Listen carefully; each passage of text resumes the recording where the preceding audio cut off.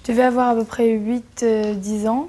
Et donc là, on a commencé à m'expliquer ce que c'était la précocité, ce que c'était le QI. Donc j'ai compris que, on m'a expliqué que moi, justement, j'étais dans telle catégorie avec tel QI.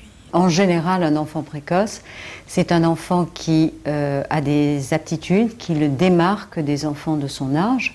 C'est un enfant qui a la capacité à gérer très rapidement une information, qui a la capacité à établir des liens aussi de façon très pertinente et très jeune.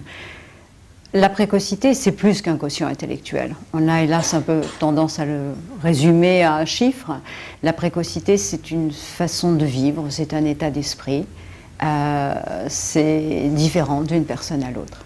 On parle souvent de la précocité en termes de QI, mais un enfant peut avoir des talents particuliers dans le domaine artistique, sportif, et tous ces talents doivent être pris en compte. On ne résume pas à 125 ou 132 QI le potentiel et le talent d'une personne. J'ai pu faire du théâtre, comme j'ai pu faire du tennis, j'ai fait beaucoup de sport, beaucoup d'activités culturelles. Mais là, actuellement, ce qui me passionne vraiment, c'est la danse, c'est le piano, c'est le chant, c'est ce qui est très artistique. Même si j'en sais que j'en ferai pas mon métier parce que, indépendamment de ça, c'est vrai que j'aime vraiment l'école et la scolarité, ça me plaît, d'apprendre.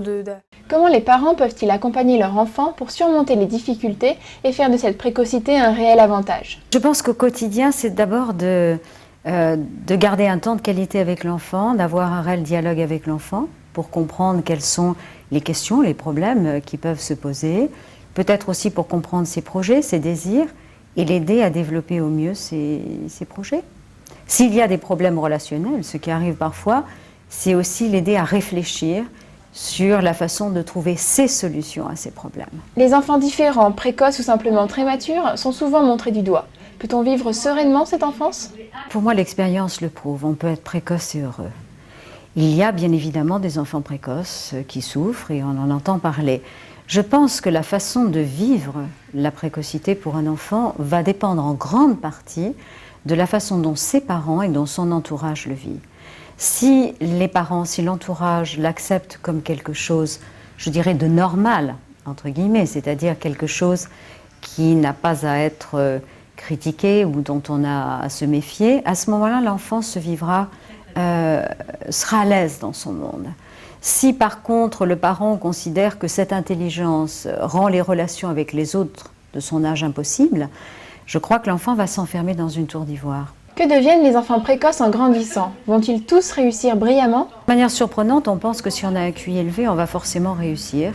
Et dans les faits, le quotient intellectuel n'entre que dans à peu près un tiers de la réussite d'une personne à l'âge adulte.